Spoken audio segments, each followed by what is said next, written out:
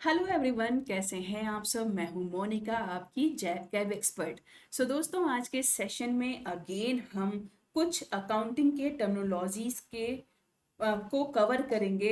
और मोटिव यही है कि भाई ये सारे टर्मिनोलॉजीज पे आपका कमांड हो जाए। और आगे चूंकि एग्जाम में ये टर्म्स पे बेस्ड क्वेश्चंस आते हैं, तो डेफिनेटली एक दो क्वेश्चंस तो यहाँ से आपके बन ही जाएंगे। और यहाँ चूंकि ये जो टॉपिक्स हैं, तो उससे रिलेटेड सारे टर्मिनोलॉजीज मैंने यहाँ पे मेंशन कर दिया है। तो अकाउंटिंग पढ़ने से पहले ये टर्मिनोलॉजीज के बारे में आपको पता होना बहुत ही जरूरी है। तो दो पार्ट ऑलरेडी हम कवर कर दिए हैं, इनकेस आपने मिस कर दिया है तो चैनल पे विजिट करके आप वो सारे सेशन की रिकॉर्डिंग एक्सेस कर सकते हैं। तो चलिए स्टार्ट कर देते हैं। सबसे पहला यहाँ पे जो टर्म है वो है बैलेंस शीट। बैलेंस शीट क्या होता है दोस्तों? यह कोई भी कंपनी है जो बिजनेस कर रही है, उनके लिए बनाना मैंडेटरी है। इसे हम एक फिनेंशियल स्टेटमेंट बोलते हैं। और इस फिनेंशियल स्टेटमेंट के थ्रू किसी भी कंपनी के सारे असेट, लाइबिलिटी और इक्विटी कितनी है उसका पता लगाते हैं। तो एक्चुअल में होता क्या है कि जैसे आपको लोन चाहिए, ठीक है, तो सबसे इजी ऑप्शन है आप बैंक के पास जाएंगे और उनसे लोन के लिए अप्लाई कर देंगे, रिक्वेस्ट करेंगे। तो बैंक क्या बोलेगा कि भाई आप अपनी बैलेंस शीट लेके आइए। आपकी बैलेंस शीट को देख करके ही आपके कंपनी की फिनेंशियल परफॉर्मेंस का पता चलता है या फिनेंशियल पोजीशन का पता चलता है। बैंक ये देखेगी कि भाई कितना असेट आपके पास है, ठीक है, आपके पास कितना असेट है, या फिर आपके पास कितने की लाइबिलिटीज है। लाइबिलिटी क्या है? आपके ऊपर कितने का कर्ज है। तो अब अगर आपके असेट्स जो हैं आपकी लाइबिलिटी से ज्यादा हैं, इसका मतलब आपकी फाइनेंशियल परफॉर्मेंस अच्छी है। ऐसे केस में आपका लोन जो है बैंक अप्रूव कर देती है। वही किसी केस में अगर बैंक ने ये पाया कि भाई आपकी जो लाइबिलिटी है वो असेट से ज्यादा है, इसका मतलब आप बहुत ज्यादा कर्ज आप हैं, और ऐसे केसेस में बैंक को लॉस होने का खतरा है। ऐसे केस में फिर बैंक क्या करेगा? आपके लोन रिक्वेस्ट को रिजेक्ट कर देगा। तो बैलेंस शीट एक फाइनेंशियल स्टेटमेंट होता है जो हर कंपनी को बनाना मैंडेटरी होता है। और इसके थ्रू कंपनी की फाइनेंशियल पोजीशन का पता चलता है। किसी कंपनी के पास कितना असेट है, कितनी लाइबिलिटी है, कितनी इक्विटी है, वो सब पता चल जाता है। Next, prepaid expense. Prepaid expense क्या होता है दोस्तों? नाम से ही समझ में आ रहा है, प्रीपेड यानी पहले ही पे कर देना।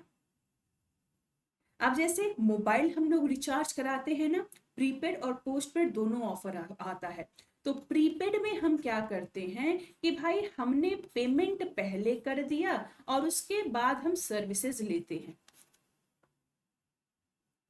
तो बस वही केस यहाँ पे भी है। These are payment made in advance for goods and services that will be received in the future. Payment पहले ही कर दिया आपने, जिसकी सर्विसेज आपको फ्यूचर में मिलेंगी। नेक्स्ट,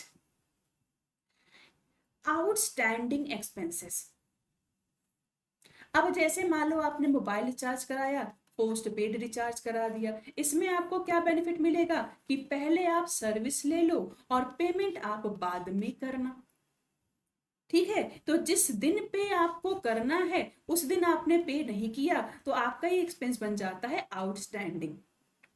ठीक है, जैसे घरों में हम लोग इंटरनेट यूज करते हैं, ठीक है, तो इंटरनेट में क्या होगा, यहाँ पे आपने यूज कर लिया 1 महीना 3 महीना, उसके बाद फिर आपको पे करना है। या फिर बिजली का बिल आता है, इलेक्ट्रिसिटी बिल आता है, तो इसमें भी क्या होगा, 1 महीना आप खूब इलेक्ट्रिसिटी यूज करोगे, फिर जब बिल आता है तो फिर क्या होता है, पसीने निकलते हैं, भाई इतना ज्यादा बिल कैसे आ गया। तो यहाँ पे आपने क्या किया, पहले सर्विसेज लेते हो, फिर बाद में जो भी आपका वैल्यू निकल के आता है खर्चे, वो बाद में आपको पे करना होता है। ठीक है, तो आउटस्टैंडिंग क्यों बोलेंगे? अब जैसे मान लो हर महीने 1 मंथ का पूरा बिजली का बिल जनरेट हुआ, आपने क्या किया, 1 मई से लेके 1 जून तक बिजली यूज किया, तो अब 1 जून को आपकी बिजली का जो है बिल बन गया। ठीक है, आपने क्या किया, इसका पेमेंट जो है वो 4 दिन बाद किया, 5 दिन बाद किया, तो 1 तारीख के बाद से ही क्या हो गया, बिल बकाया हो गया या आउटस्टैंडिंग हो गया। ऐसे आप रेंट पे रहते हो दूसरों के घरों पे, जनरली आप अगर बैंकर हो तो ट्रांसफर तो होता रहता है, तो आपको मजबूरी हो जाती है रेंट पे रहना। अब मान लो एक से एक आपका रेंट चल रहा है, अब आज 12-13 हो गया, आपने रेंट पे नहीं किया, तो उसको क्या बोलेंगे, ये आउटस्टैंडिंग रेंट है। ठीक है, नेक्स्ट, आउटसोर्सिंग। आउटसोर्सिंग का मतलब क्या है? अब जैसे आप तैयारी कर रहे हो किसके लिए, डीबीएफ के लिए या फिर जेएआईआईबी के लिए, ये एग्जाम कौन कंडक्ट कराएगा, एक ऑर्गेनाइजेशन जिसका नाम है आईआईबीएफ।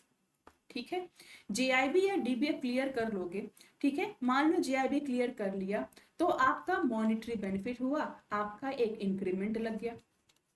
पैसा कौन देगा, बैंक देगा। लेकिन ये एग्जाम कौन कंडक्ट करा रहा है, आईआईबीएफ कंडक्ट करा रहा है। तो यहाँ पे बैंक का काम कोई थर्ड पार्टी करा रही है, किसके लिए, बैंकर्स के लिए ही। इसको बोलते हैं आउटसोर्सिंग।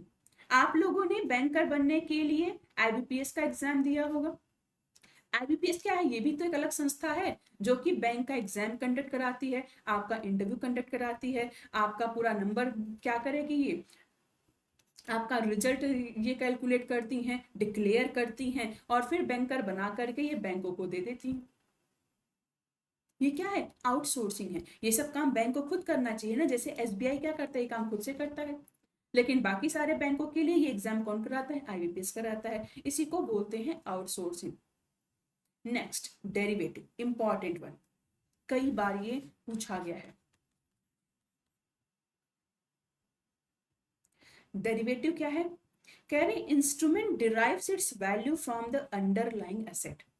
एक्चुअल में डेरिवेटिव्स क्या होते हैं दोस्तों, ये एक ऐसे प्रोडक्ट्स होते हैं जिनकी अपनी कोई एक फिक्स वैल्यू नहीं होती है।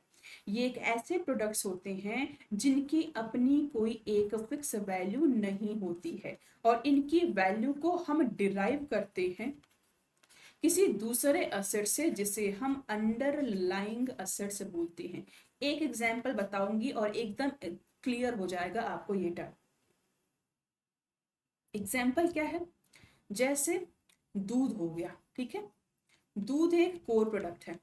दूध से बहुत सारे सामान बनते हैं, जैसे दही बन गया, घी बन गया, पनीर बन गया, चीज बन गया, ठीक है, ये सब बनता है।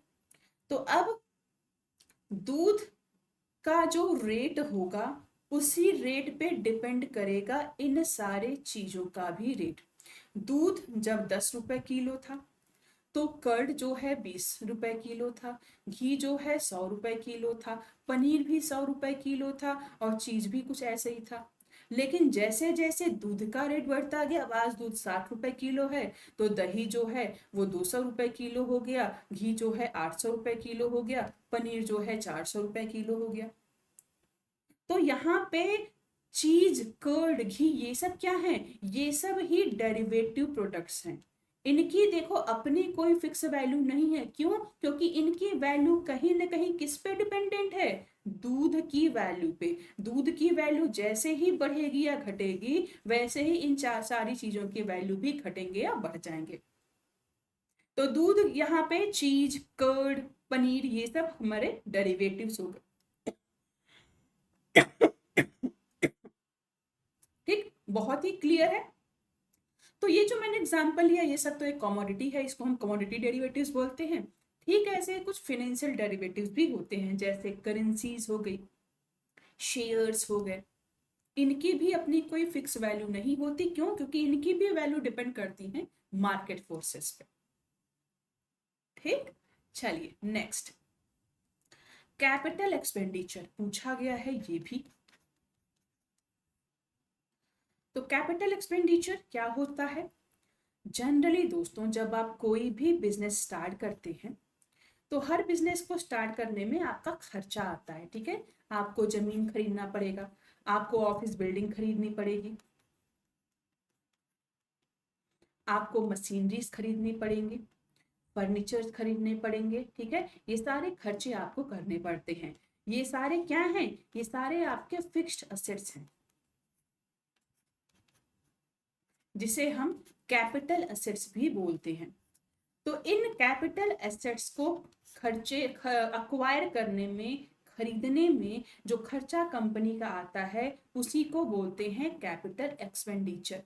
कैपिटल एसेट को परचेज करने में होने वाले एक्सपेंडिचर को ही हम बोलते हैं कैपिटल एक्सपेंडिचर, और इसी को शॉर्ट में हम बोल देते हैं कैपेक्स, CAPEX।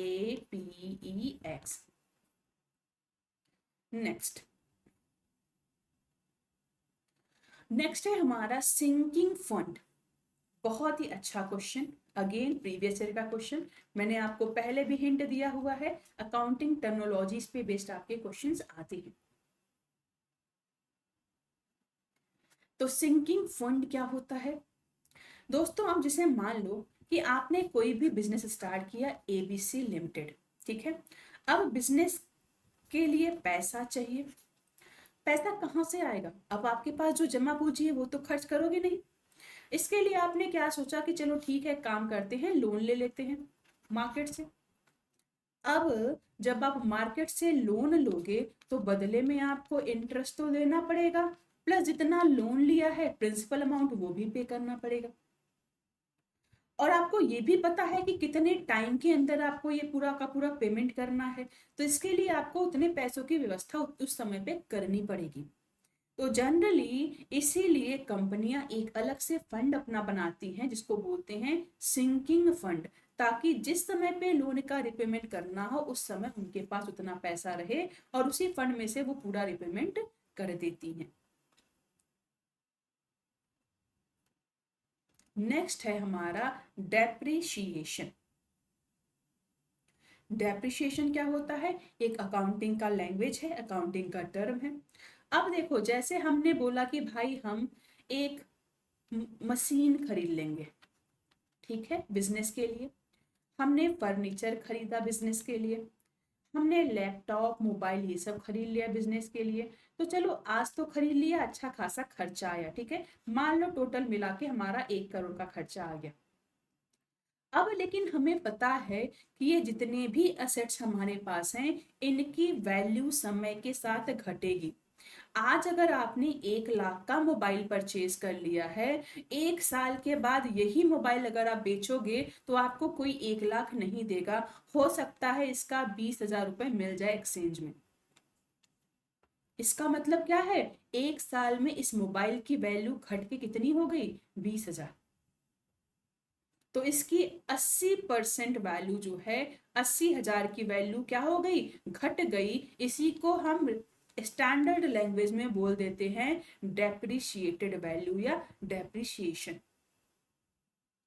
फिक्स्ड एसेट की वैल्यू का रिड्यूस होना वियर एंड टियर की वजह से। ये 1 लाख का मोबाइल क्यों 20,000 में मिल रहा है? क्योंकि आपने उस मोबाइल को यूज किया, लगातार यूज करोगे तो उसकी कैपेसिटी घटेगी, बैटरी का जो बैकअप है वो खराब होगा, ठीक है, इस वजह से इसकी वैल्यू घट गई। इसी को बोलते हैं हम डेप्रीसिएशन, ठीक है। तो ऐसे ही दोस्तों बहुत सारे इंपॉर्टेंट टर्म्स हैं जो धीरे धीरे करके मैं आपको कई सारे सेशन में कवर करा दूंगी, तो जुड़े रहिए हमारे साथ। अब चूंकि आप लोग बैंकर्स हैं इसीलिए आपके लिए शॉर्ट टर्म ड्यूरेशन के सेशन जानबूझ के लाए जाते हैं, जिससे कि ये 10-15 मिनट तो डे आप अपना आराम से निकाल करके डेली बेसिस पे अगर कॉन्सेप्ट को क्लियर करेंगे तो आराम से अगले 6 महीने में आपका AFM पे कमांड अच्छे से हो भी जाएगा।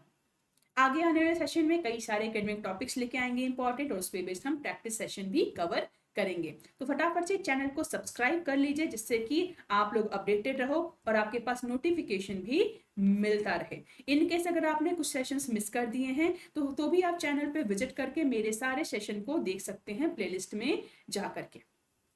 ये मेरी ऑफिशियल आईडी है टेलीग्राम ग्रुप की, आप सभी लोग इसको ज्वाइन कर लीजिए, जिससे जो भी अपडेटेड इन्फॉर्मेशन आती है IABF की तरफ से, जैसे रजिस्ट्रेशन कब स्टार्ट होगा या फिर इनके सिलेबस में कुछ चेंजेस हो, कुछ भी अपडेशन हो, आपको जानकारी देनी हो, तो हम इसी ग्रुप के थ्रू आपसे कनेक्ट भी करते हैं। साथ ही साथ आप हमसे कोई भी इंट्रैक्शन कर सकते हैं इस ग्रुप के थ्रू। तो इसी के साथ सेशन एंड करती हूँ और मिलूंगी बहुत जल्द। Thank you so much and bye bye.